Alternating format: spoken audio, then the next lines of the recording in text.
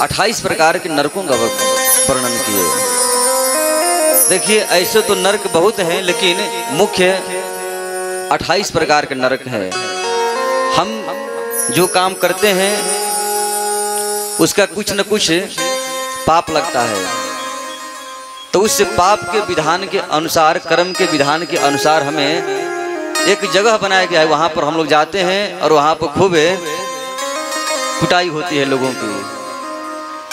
वहाँ पर बढ़िया से विधिवत से हमारी खूब वहाँ पर एक एक पापों की, जो भी हम किए हैं पाप है पुण्य है सब कुछ है, वहाँ पर गिनती होती है, लेखा जोखा सब वहाँ पर होता है। उसी का नाम है यमराज जी की स्थान, यमपुरी। यमराज जी वहाँ बैठे हुए हैं। चंद्रगुप्त डायरी लेकर सब लिख रहे हैं हम लोग क्या कर रहे हैं। मृत्यु होने के बाद वहाँ पर सभी लोग जाते हैं और वहीं से डिसाइड होता है कि ये किस नरक में जाएगा। ऐसा नहीं कि हम घर में छुप कर कोई गलत कर रहे हैं तो कोई देख नहीं रहा है, भले ही कोई न देखे, लेकिन लगभग 13-14 लोग ऐसे हैं जो आपके साक्षी हैं, वहां पर जाकर बताएंगे। आप कितना भी छुप कर कोई पाप करें तो यहाँ तो कोई नहीं देखा, चलो चल जाएगा। लेकिन वहां यदि आप झूठ बोलेंगे, अरे मैं तो किया ही नहीं, ये तो आप झूठों के लिख दिए हैं, तो वहां झूठ नहीं चलेगा। एक है साक्षी सूर्य देव, सूर्य का प्रकाश सभी जगह है, वो भी जाकर वहां पर साक्षी देंगे कि मैं देखा हूं ये पाप कर रहा था। मान लीजिए आप रात्रि में करेंगे, उस समय सूर्य तो नहीं है, तो चंद्रमा साक्षी देंगे। जहां पर सूर्य चंद्रमा दोनों नहीं है, ऐसी जगह पर आप छुप कर पाप करेंगे तो वहां पर वायु देवता जाकर बताएंगे कि महाराज मैंने देखा है। तो जो जैसा कर्म करता है उसी के अनुसार उसको उसी प्रकार का नरक की प्राप्ति होती है। वास्तव में जो नरक है ये बड़ी अच्छी व्यवस्था है, ये सुधार गृह है। जैसे जेल है, कोई चोर डकैत पकड़कर जेल में जाते हैं, 1 साल 2 साल 10 साल 20 साल उसमें रहता है, फिर जब उधर से लौटेगा तो बिल्कुल साधु बन जाएगा, आराम से घर में भजन करेगा, अपना कार्य करेगा। तो उसी प्रकार से भगवान ने एक बड़ी सुंदर व्यवस्था किया है नरक का, कि हम अपने कर्मों के अनुसार नरक में जाएंगे और वहां पर जैसा पाप किए रहेंगे वैसा दंड मिलेगा। तो 28 प्रकार का नरक है, उसमें 2-4 नरकों का मैं वर्णन करूंगा।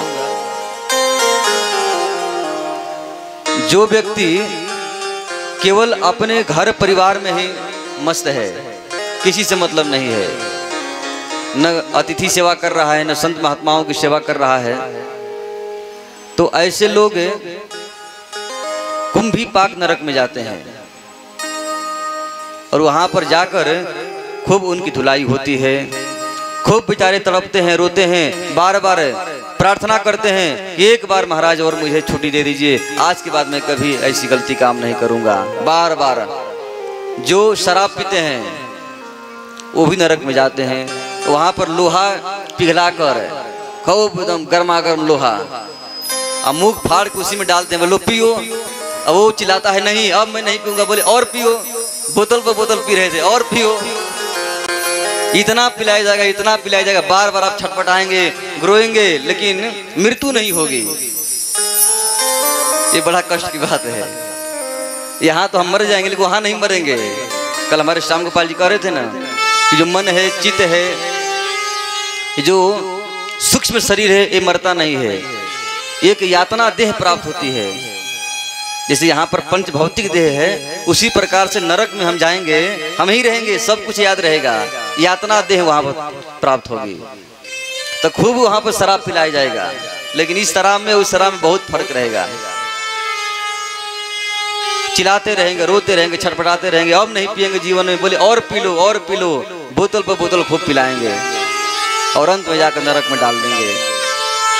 जो मछली को खूब डालता है, डालते हैं ना तेल में, पूरा बेचारी छटपटा रही है, उसको हम लोग मार कर मछली को अपनी जिह्वा को प्रसन्न करने के लिए, स्वादिष्ट लग रहा है, उसको ले जाकर खूब तालते हैं तेल में। आहा, और थोड़ा सा ताल दो अच्छा लगेगा, पूरा टाइट कर देते हैं ताल कर, और तलने के बाद तब एकदम बड़े स्वाद से खाते हैं। हाँ, लगता है कि स्वर्ग प्राप्त हो गया है। वहाँ भी ऐसा ही होगा, आपको खूब तालेंगे उसमें, लो तलो खूब, चिल्लाएंगे अरे नहीं, छटपटाएंगे पूरा एकदम, चारों ओर से लगेंगे हड़बड़ाने, छोड़ दो महाराज, छोड़ दो महाराज, छोड़ दो, अब नहीं करेंगे। इतना असह्य कष्ट होता है। जैसे मालपुआ हम लोग बनाते हैं पुआ, तो कैसे तलता है, उसी प्रकार से पुए जैसे हम लोग भी तलेंगे। कौन? जो मांसाहार कर रहा है। छटपटाएंगे, काटा जाएगा। जिस प्रकार मुर्गा काटने पर जिस प्रकार छटपटा रहा है, उसी तरह जो मुर्गा खाता है उसे भी छटपटाना पड़ेगा। चिल्लाएगा मुझे छोड़ दो, एक बार छोड़ दो। और कल हम लोग ड्रामा के माध्यम से यह दिखाएंगे भी कि 4 प्रकार के महापाप है और किस प्रकार से प्राणी नरक में जाता है। बड़े सुंदर कल ड्रामा देखिएगा आप लोग।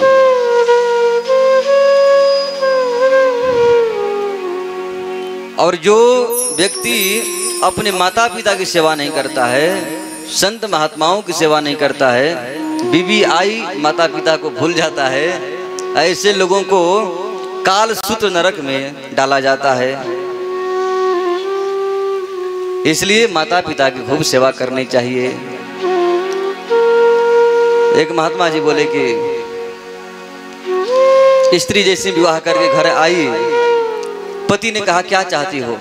पति ने कहा कि तुमको क्या चाहिए? स्त्री ने कहा कि कुछ नहीं। पति ने कहा कि देखो तुम मेरे लिए बहुत बड़ी त्यागी हो, तुम मेरे लिए घर छोड़ दिया, संपत्ति छोड़ दी, माता पिता को छोड़ दी, मित्र सखी सहेली, तुमने सब कुछ मेरे लिए छोड़ दिया, तो क्या मेरा भी कुछ कर्तव्य नहीं है छोड़ने का? जाओ, आज भी मैं अपने माता पिता को छोड़ रहा हूँ तुम्हारे लिए। क्योंकि जब तुम इतना बड़ा त्याग कर सकती हो तो क्या मैं छोटा त्याग नहीं कर सकता हूँ? तो मैं भी माता पिता को छोड़ देता हूँ।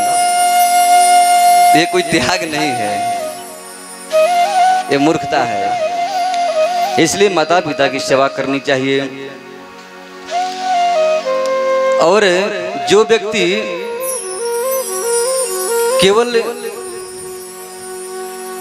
99 के चक्कर में फंसा रहता है, खूब आ रहा है, खूब मस्ती है, पैसे आ रहे हैं और कहीं व्यय नहीं कर रहा है, बस आने दो आने दो, कहीं नहीं, कहीं कोई चला भी गया मांगने, उसको आप समझिए मक्खी चूस समझते हैं ना? घी में एक मक्खी गिर गई थी, तो थोड़ा सा घी में मक्खी लगा था तो उसको भी निचोड़ दिया।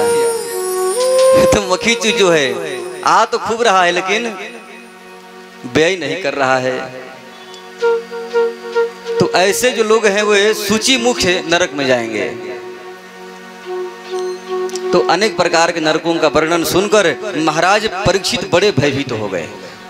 अब यहाँ पर सुनिए, इतने प्रकार के नरकों का जब वर्णन सुने महाराज परीक्षित तो भयभीत हो गए। सुखदेव गोस्वामी से उन्होंने कहा कि महाराज ये तो बड़ी गजब की बात आपने कहा, संसार में ऐसा कोई नहीं है जो पाप न करे। अरे चींटी भी मरेगी तो नरक जाना पड़ेगा। अब भोजन बनाते समय न जाने कितने कीड़े मकोड़े मर जाते होंगे। कुछ ऐसे भी कीड़े मकोड़े हैं जिनको हम अपनी इस चक्षु से देख नहीं सकते हैं। तो किसी प्रकार की यदि हत्या हो जाए जान अनजान जैसे भी, तो नरक जाना ही पड़ेगा। तो महाराज परीक्षित बड़े चौंक गए, बोले महाराज फिर तो सब लोग नरक ही जाएंगे। मैं बहुत भयभीत हूँ, क्या कोई ऐसा उपाय है जिसको करने से हम नरक से बच सकते हैं? बोले हाँ, एक उपाय है, इसका प्रायश्चित कर लेना चाहिए। हम पाप किए, पंडित जी के पास गए, पंडित जी ने कहा कि ये पाप किए हो, ये प्रायश्चित कर लो, तुम्हारा पाप समाप्त हो जाएगा। लेकिन महाराज परीक्षित पूरे संतुष्ट नहीं हुए। उन्होंने कहा कि मान लीजिए हम आज पाप किए, शाम को जाकर प्रायश्चित कर लिए, ठीक, कहीं फिर हम रात्रि में पाप किए और सुबह होने से पहले ही हम मर गए, तो फिर प्रायश्चित कब करेंगे? वो तो वही हुआ कि पाप करो, प्रायश्चित करो, फिर पाप करो, फिर प्रायश्चित करो, ये तो लगा ही रहेगा, इसे कोई लाभ नहीं हुआ। अरे हाथी खूब बढ़िया से गंगा स्नान किया, स्नान करने के बाद फिर धूल कण मिट्टी लेकर अपने ऊपर उड़ेल लिया, तो फिर नहाने से लाभ क्या हुआ? इसलिए इस प्रायश्चित से हम पूरा संतुष्ट नहीं हैं। फिर क्या चाहिए? बोले कोई ऐसा आप प्रायश्चित बताइए जिसको करने के बाद छोटे मोटे पाप हो भी जाए तो वो पाप अपने आप समाप्त हो जाए। तब महाराज सुखदेव ने कहा, केचित केवलया भक्त्या वासुदेव परायणा अघम गुणवंती कार्षेन निहारमिव भास्करः। श्री सुखदेव गोस्वामी ने कहा कि केचित केवलया भक्त्या, एकमात्र भगवान की भक्ति ही एक ऐसा प्रायश्चित है जिसको करने के बाद यदि छोटे मोटे पाप हो भी जाए तो सब पाप समाप्त हो जाते हैं। हरे कृष्णा कृष्णा कृष्णा हरे हरे, हरे राम राम राम हरे हरे। एकमात्र भगवान की भक्ति ही है जो छोटे मोटे पाप यदि हो भी जाए तो वो पाप समाप्त हो जाता है। जिस प्रकार कितना भी कोहरा पड़ा हुआ है, कोहरा समझ रहे हैं ना, तो कोहरा कितना भी पड़ा हो, ठंड का समय है, कोहरा पूरा चारों ओर से छाया हुआ है, लेकिन जैसे ही सूर्य का प्रकाश पड़ता है तो सूर्य के प्रकाश आते ही जितने कोहरे हैं पड़े हैं सब समाप्त हो जाते हैं, बिल्कुल प्रकाश में हो जाता है। उसी प्रकार से यदि जीवन में हमने पाप जान अनजान में हो गया है तो सारे पाप भगवान के नाम लेने मात्र से ही समाप्त हो जाएंगे। इसीलिए प्रायश्चित का एकमात्र साधन है भगवान का मंगलमय नाम।